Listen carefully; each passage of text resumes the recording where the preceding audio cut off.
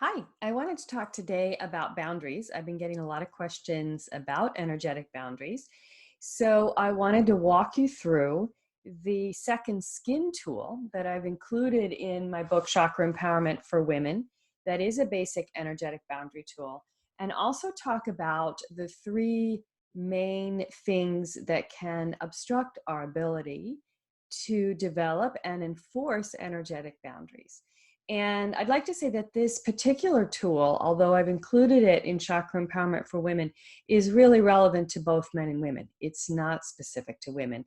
Although I do find in general, women have a bigger problem enforcing boundaries. That's largely conditioned behavior, has to do with our conditioning, but it also has to do with the differences in our energy body, that we are more centered in the second chakra, which is an inward pulling chakra. So we tend by default, our energy body tends to pull energies in. And that is magnified at different times of the month, different phases of our life. So that was a lot of the information that I wanted to share in the book, is how you can tune in as a woman to those cycles. But of course, anyone can be very empathic, both men and women. Can be very absorbent of energies. And if you feel your empathic, energetic boundaries are even more important. And first, the three things that I think really can obstruct our ability to enforce energetic boundaries and cause us to take on other people's energies and emotions. The first is not believing that we have a right to boundaries. And this is more common than you might think. We can really, in our mind, believe, oh, of course I have a right to boundary. I have a right to say no. I have a right to control what energies come into my body. But really, we've internalized the idea that it's beyond our control. And I have to say, in today's spiritual culture, I find that this gets reinforced a lot. There's a lot of conversations about what it means to be an empath, to be highly sensitive. And a lot of it really presents it as if this is unavoidable, that if you're sensitive, you're just sensitive, and there's nothing you can do about it. And you just have to adjust your life around it. And of course, we can all make adjustments to our life, but there are real energetic tools you can use. You can learn to work with your chakras, particularly your root and your navel chakra, in a way that increases your energetic resilience. And so that is one of the reasons that I think this tool is one of the most helpful ones that I work with people.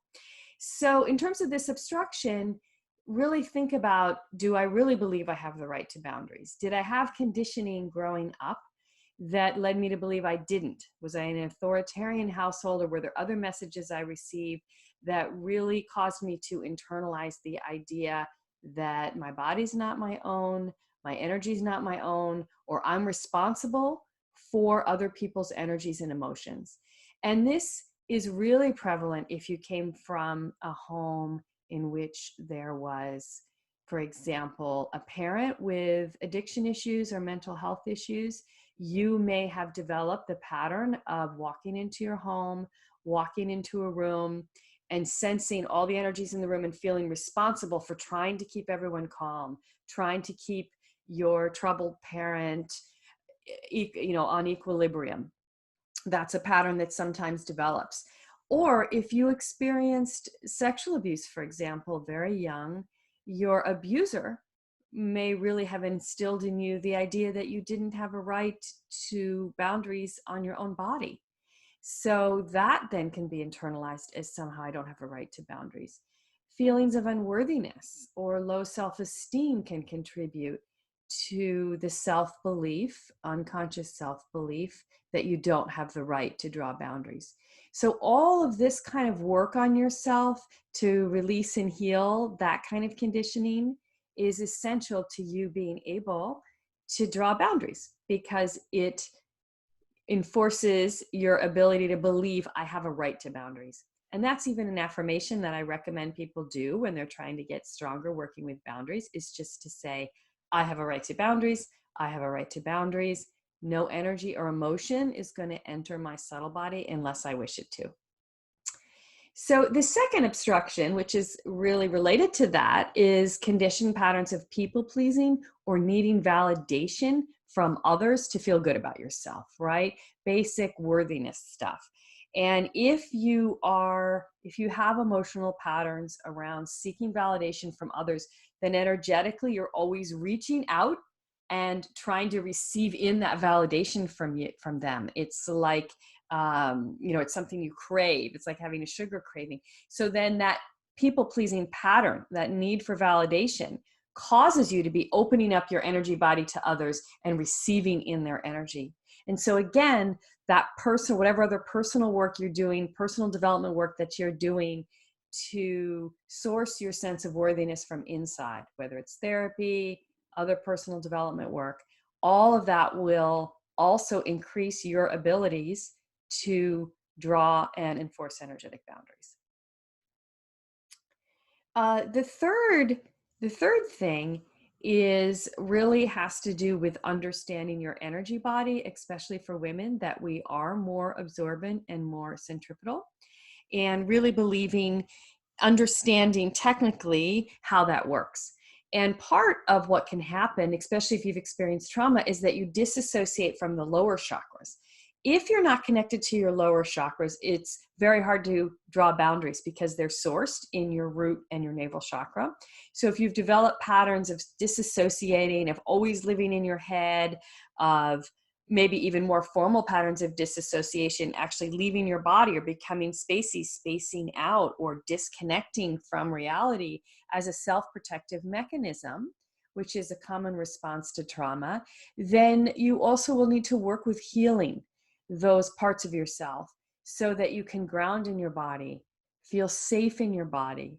Then your root chakra and your navel chakra are fully active. Instead of being up here, you're down here.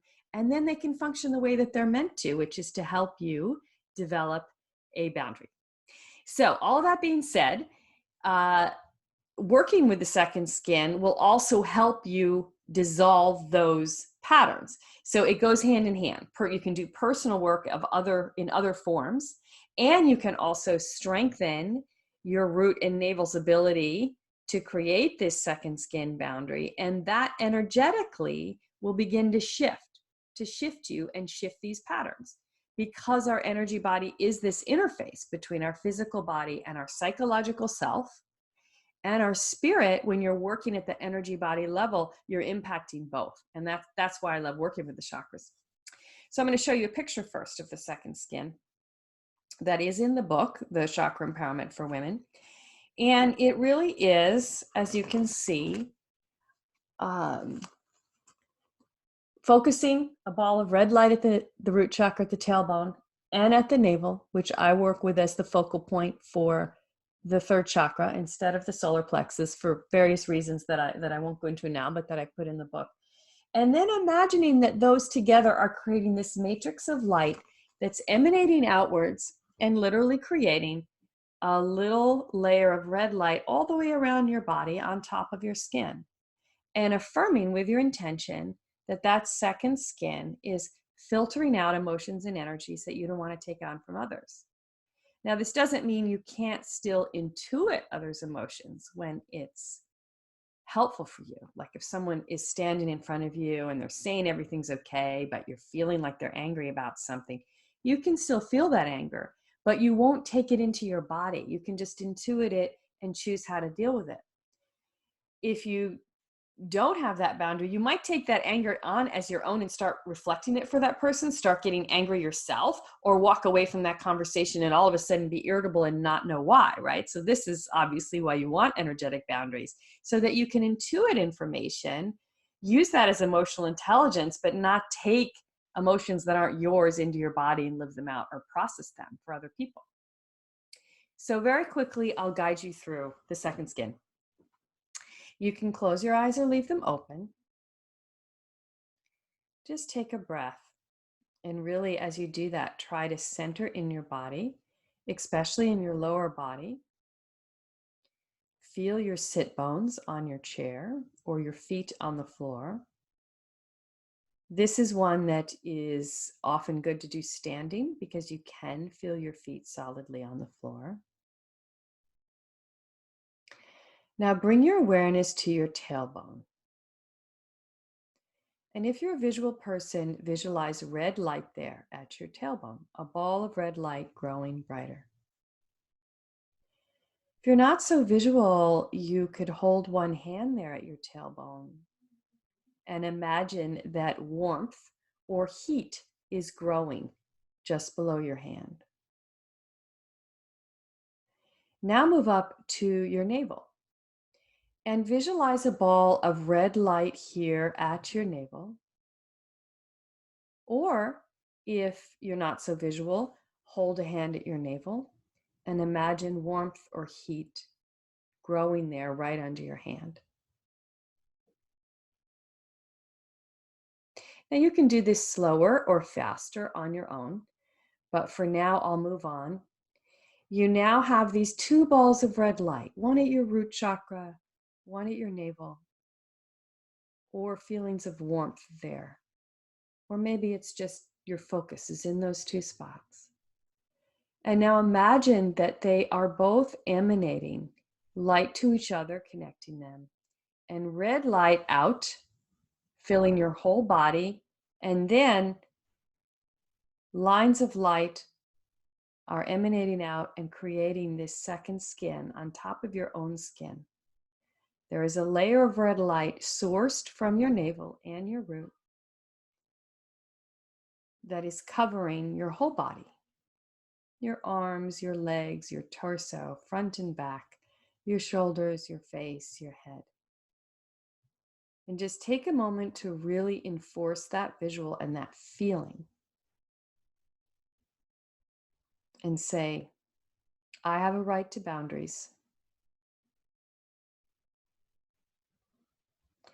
I do not take on the energies or emotions of others.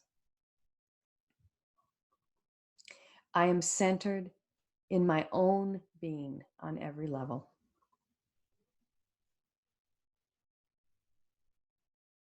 I am self-contained and at peace.